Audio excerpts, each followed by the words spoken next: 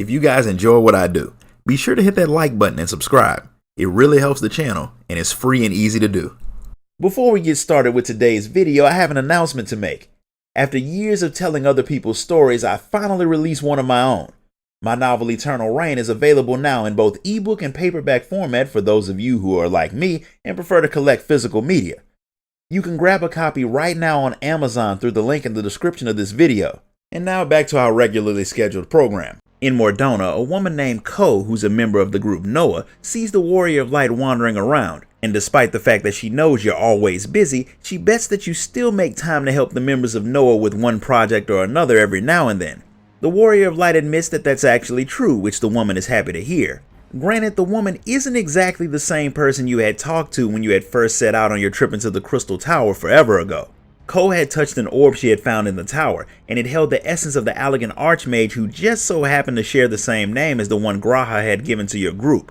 It's not like she forced herself into the woman. Ko had agreed to let the mage in, and she's perfectly fine letting her use her body to study the modern world as long as she wants. She's actually in the middle of working on something, and you might actually be the perfect person to help her with the project, which is a surprise to absolutely no one. Because Rambrose talks about your adventures with the Scions all the time. Noah has heard about quite a few of them, but the one she's focused most on is how G'raha Tia ended up getting woke up a lot earlier than he originally planned to, and how Fandaniel was actually a Mon. The Warrior of Light's been involved with some mind-blowing stuff, and Noah wants to add to that list. She'll explain the job after you call G'raha Tia and get him to meet the two of you over at the 8 Sentinels. She would have called him herself, but even someone as nice as G'raha would have probably hung up on her if a strange woman claiming to possess the soul of an ancient Allagan called him. Then again, with him loving all things Allagan, he probably wouldn't have. Either way, when the Warrior of Light calls him and tells him about Ko and Noah's slightly weird body sharing situation, he immediately drops what he's doing and rushes over. Noah's happy that he's coming, but she didn't mean for him to just drop everything so fast. Her request isn't exactly life or death or anything, but it'd be rude if you asked him to meet you somewhere and you turned up late. So Noah heads off to take care of a few pressing issues while the Warrior of Light makes her way to the 8 Sentinels. G'raha manages to get there before Noah does, mainly because he didn't want to miss the chance to talk to the ancient mage. She's not the first supposed to be dead Allagan that you and your group have come across, but she's likely the first one who won't try to kill you, at least not directly. The fact that her request has something to do with the Crystal Tower means death may still be very possible. When she does finally show up, the first thing she wants to see are G'raha's Allagan eyes, which won't be hard to get a clear look at since he's staring really hard at the new clothes the woman decided to dress Ko in. The body she's using is good at research but not so much at magic, so Noah had to go and get the right gear, which makes sense. I'm pretty sure that she didn't have to change the woman's hair for that though. She got the gear from Rowena, which means when Ko gets her body back, she'll probably be poor because nothing from Rowena comes cheap. The whole point of this little gathering had nothing to do with clothes though, so G'raha wants to know why exactly the woman needed the two of you. That actually requires a little bit of a history lesson to understand. When the Allagan Empire was at the peak of its power, a lab was made underneath the Crystal Tower. That's where they worked on the Emperor's most secret projects. Namely things like cloning, resurrection technology, and the machines that can control icons. Even a prototype of Dalamud was made there. There were a lot of other projects, all greenlit by the royal family, and the Emperor named the place Eureka Orthos. That little tidbit of information comes as a surprise to G'raha because the island where the Warrior of Light and Krau spent a lot of time exploring was named after that very place. The legends had said that Eureka Orthos was a gigantic maze that held a very powerful weapon at its center. The legend is actually true, sort of. One of the main things that the scientists of Orthos worked on were top-level weapons, and they succeeded in making some because the Allagans were geniuses. So much so that Noah is pretty sure that the calamities didn't do any damage to Orthos. She knows exactly where it is, and how to get inside. She can teleport the three of you there, and G'raha's royal blood will open the gate and let you in. Noah really wants to see the place where she came up with the technology of putting her essence into other objects. And that's why she wanted the Warrior of Light's help. She wants you to explore the place and draw its secrets out into the modern era. The thing is, when you started fiddling around with the Crystal Tower, you would have activated the security systems of Orthos and released all of the unfinished experiments that were stored there. Which means they're all just wandering around on the loose and quite dangerous. She wants you to deal with them and make your way down to Eureka's 30th floor. G'raha wants to tag along, but Noah won't let him.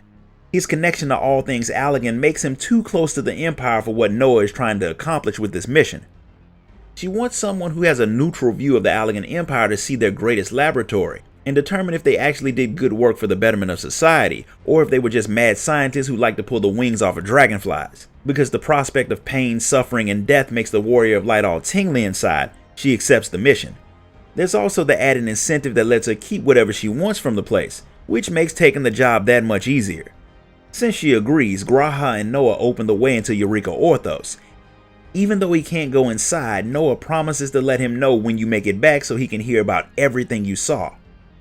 After getting together a few members of the Sons of St. Koinok to help with this not-so-little expedition, Noah gives you some special armor that will counteract the wards that were put into place to weaken all intruders. Without the armor to counter the wards, the Warrior of Light wouldn't have been strong enough to lift her own sword arm, let alone fight. Ko also had a device that can make clones instantly. They're not the most sophisticated clones, but they're good enough to be useful in a fight. With that done, you're as prepped as you can get for your trip into Eureka. When Noah said that the Allagans had all types of experiments going on in the place, she meant that literally. There's everything from void scent to weird robots, but the most unexpected thing is waiting for you on the 30th floor. On that floor, there's a prototype of Dalamud, and it has a whole Tiamat clone inside of it. It's strong, but having faced off against actual members of the First Brood, it's not even close to the same level. Once the fake Tiamat is dealt with, the Warrior of Light heads back outside to tell Noah about the experience. She's not surprised that you survived the experience considering all of the other stuff you've been through, but she's eager to hear about the trip.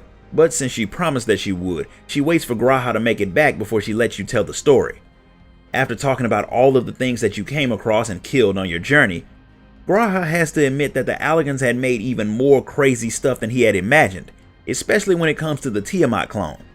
When Emperor Zand had tried to invade the southern continent, that was when he first faced off against the dragons. They were so strong that he had his people working on finding a way to control them. After they had captured Tiamat and her kids, that moved their dragon controlling experiments forward. They made a lot of clones of them, and they used those clones to perfect their technique needed to use Bahamut to power Dalamud. Noah is pretty sure that to an outsider, the things that were done in Eureka Orthos would make the entire Allagan Empire look bad. But with her having been there and knowing why the place was built in the first place, she wants you to know that the Empire's experiments were done for the most part to make sure their people survived. And while the Warrior of Light may think they went too far in some areas, every single group of people have bent nature to their will, clearing out forests to make cities that displace the people and creatures who lived there before, redirecting rivers to help grow crops in some areas while causing the animals and the people who had built a life based on the river's previous path to die. It's all done to better society, and Allagan science was no different. Some people like Amon were just nuts, but others were truly trying to make the world a better place. So in the end, the Warrior of Light doesn't see the Allagans as good or evil. They were just people who did both good and bad things like everyone else, which is what Noah was hoping you'd think. That still doesn't answer the question of why she wanted you to go into Orthos in the first place. Why send you to clear out a sealed lab that nothing could ever escape from? Everything there would have eventually died on its own. But Noah wanted to show someone what was there before it all faded away. She had wanted the knowledge that the researchers had gathered to live on, mainly because their students had put their all into their work.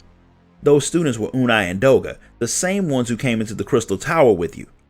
They had let themselves be cloned so they could serve the Empire forever, and she wanted the world to know what they had worked for. That was all. This was no world-saving event, she just wanted to honor the memory of her students and their contribution to their homeland. And now that she's done it, she lets the Warrior of Light know two things. The first is that there are more places like Orthos that the Allagans had made that are scattered around the world, which means you could have quite a few more mysteries to uncover. And two, the 30th floor wasn't the bottom of Orthos. There are 70 more floors, and those hold the more dangerous experiments that Noah recommends that you leave alone. But we all know that the Warrior of Light could never pass up the chance to face death if it means a new adventure.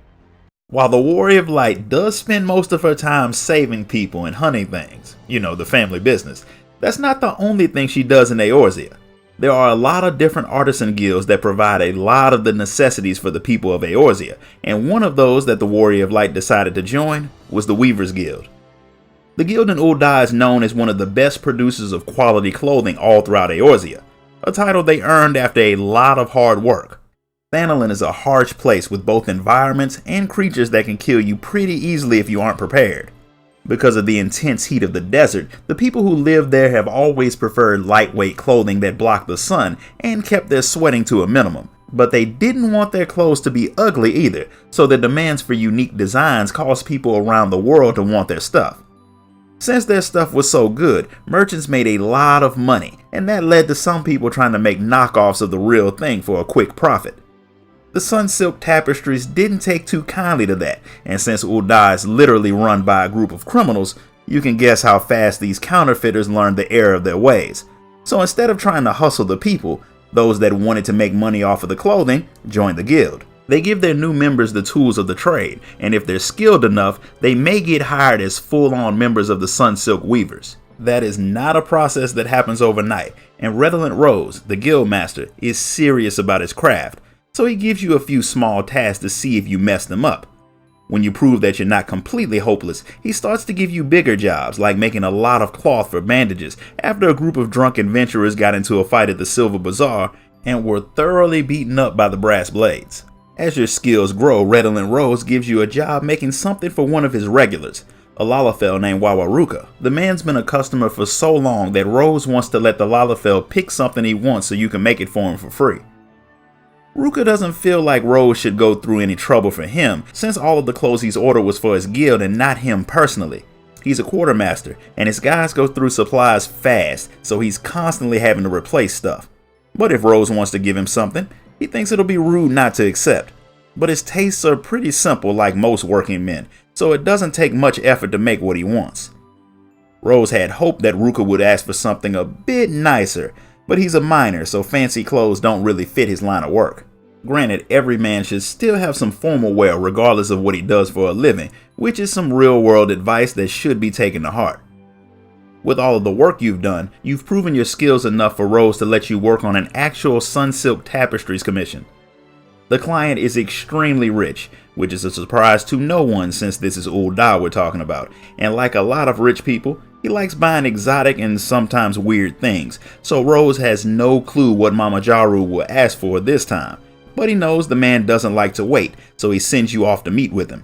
The Lalafell proves himself to be a horrible human being from the first moment you talk to him, because he assumes you're a beggar and calls you a lazy parasite all before finding out why you even came to talk to him. When he realizes you're the Weaver, he claims to have recently learned that he has a talent for fighting with a sword and shield, which I doubt, and the only way he'll reach his true potential is with the proper gear. Then he proceeds to ask for some very basic equipment, complete with a random piece of material that you find to put in it. Proof that this guy doesn't know anything about fighting, but he's a paying customer, so you fulfill his order. I only wish they would have let me step in the arena with this guy just for a round or two. Rose had known your experience with Mama Jaru would be unpleasant, but that's a part of the job. Appearance and prestige are everything in the city, which means you as a weaver will deal with a lot of people you'd rather avoid. But as Rose proves by calling the Lalafell a little turd behind his back, you only have to respect the people to their face. Not surprisingly, the guild gets hit with a lot of orders all at once. One comes from Nanamo herself, so that one has to take priority. Since everyone is busy, Rose sends you to meet with a client named Babawai about a dress that he wanted made. The dress is for his daughter Kokomo, and since Rose is already late for the appointment, you head off to deal with the customers. Babawai is a very successful jeweler, and he wants his daughter to have a dress worthy of her status because how she looks reflects on him, so he won't have her looking shabby. Kokomo doesn't really want another dress, but since her dad wants her to have one, then she'll do it. Probably because she likes having access to all of the money he gives her. Rose had already figured that Babawai would want something extravagant, since his only requirements for the clothes is that they scream rich. His daughter would prefer to get less attention, so Rose decides to use velveteen to make the dress. He'll make the dress personally, but he gets you to make the high quality fabric, and the fact that you pull it off impresses him enough that he gives you another job. This one will be a little more pleasant than your last one. Wawarukka has finally decided to get some nicer clothes, and since you made his last outfit, the Lalafell asked for you personally. The man wants a pair of velveteen gaiters. Those shoes aren't all that useful for a miner, but there's a girl that he likes. Problem is, she's from a super rich family, and he wants to look the part when he asks her out, which means he needs some fancy shoes. You, of course, make a fantastic pair of shoes. That's not the problem. The problem comes from the rest of Ruka's outfit. He looks like an extra from a straight-to-DVD pirate movie, and before Rose can stop him from making a fool out of himself, he runs off. However things turn out, Wawarukka will definitely make an impression. It might not be a good impression, but it will definitely be remembered. Not long after he leaves, Wawarukka requests the guild's service again because, as you should have guessed, his last attempt to get Kokomo's attention went horribly. Her dad called him a pervert and ran him out of his store, which he should have expected since he was dressed bad, but that doesn't mean he's gonna give up. One day he'd made a delivery to Babawai's shop when two boys started harassing the staff, so he confronted them and made them leave after some punches were thrown. He was a little hurt, but apparently he can fight. Kokomo had seen what he'd done, and when she thanked him, it was love at first sight. He wanted to ask her out, but he couldn't find the words, but now he knows he can do it. He just has to look the part when he does. After talking with some of his friends, he figures dressing a bit more conservative will be a better idea, so he wants a nice high-quality linen shirt to make him look all responsible and respectable. The shirt is perfect, but the rest of the outfit has him looking like a stockbroker by day and a stripper by the afternoon. It's even worse than the last one, so there's no way this attempt at flirting will go any better than the last one did. He might end up in jail. The guild gets another request from Kokomo's father, and Rose decides to use this as an opportunity to help Wawarukka out a bit. Obviously, you're going to make her some top quality clothing, but when you meet with her, Rose wants you to mention Wawarukka to see if she likes the man. Kokomo remembers you from before, but when you mention Ruka, she completely forgets what the two of you were talking about and goes on a long, excited monologue about how Ruka came into her father's shop dressed like a nut job and got chased off. And she's kind of sad about it since he hasn't been back to the shop. Obviously, she likes him. After a while, she remembers that she wanted you to make a pair of tights for her so she could wear them under her dresses at some of the dinner parties that her father throws, because dresses tend to be cold.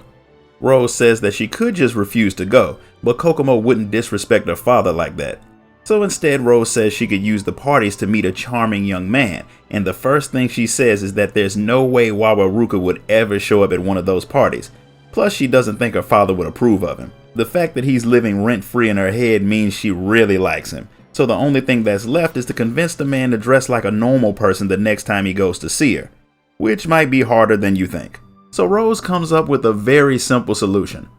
Ruka came by asking him for another weird outfit, and Rose has decided to dress the Lalafell in a way that he sees fit instead because he clearly needs an image consultant or something. Because regardless of what Kokomo may assume about her father, if Wawarukka came forward as a presentable suitor, her father wouldn't outright chase him away. He'd make him prove himself worthy of his daughter like a father's supposed to, but he'd get the chance to shoot his shot. Rose has already come up with the outfit, and after Ruka gives you permission to change the order, you put it together. It's the most presentable the Lalafell has looked the entire time you've been dealing with him, but he's not all that happy about it. On the way over to the shop, he saw Kokomo walking with a really rich looking guy, and he realized that no matter what he wore, he'd never fit into that world. Rose doesn't bother trying to change his mind, although he does think that it would be better if he let Kokomo decide what she wanted. But if he wants to give up, that's his decision. Rose knows who the man is that's courting Kokomo, but before he can tell you, Wawarukka comes running in screaming about how he needs new clothes because the guy is going to propose to Kokomo, and he wants to tell her how he feels before it's too late. So of course the two of you dress him like a proper gentleman, and he rushes off to confess his feelings to her. Because he knows the Lalafell is not likely to go through with it, Rose sends you to watch and see what happens. You find Ruka watching Kokomo and her date, who turns out to be that jerk Mamajaru. He's telling her a story that she's not interested in at all, and when he realizes that she's not listening to him, Mamajaru goes to slap her. That's enough to make Wawarukka get the nerve to step in. Mamajaru acts like he's gonna attack the other Lalafell for disrespecting him, but all it takes is one look from Ruka to let the other man know that the beating he would get if he threw that punch would be legendary, so he leaves. Because of the fact that he stood up to the man, and after making a promise that he would never wear those strange clothes again, he gets a date with Kokomo. And they lived happily ever after, until Mamajaru decides to send some people to kill them because this is Ul'dah, and that's probably how the story would end. There are many parts of Hydaelyn that we have yet to explore, both on the source as well as her many shards. But that is the least mysterious thing that we've dealt with. On our very home exist beings who come from a very far and distant star, a world ravaged by war that some fled for safety in hopes of making a new home somewhere else. I'm talking about the dragons.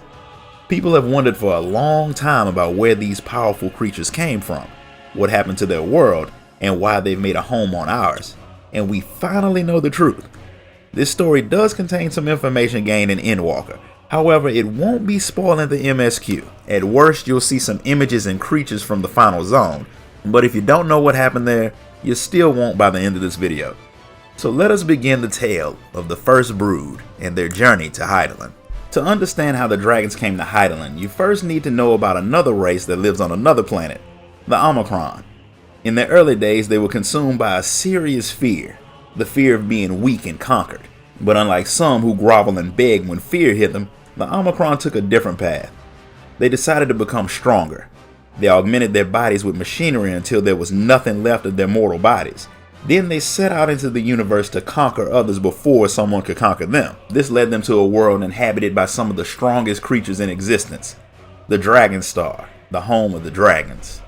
The Omicron battled the dragons in a brutal war that destroyed the planet, and although dragons like Midgard-Sormr were incredibly powerful, the regenerative powers of the Omicron like Omega made it a fight that they couldn't win.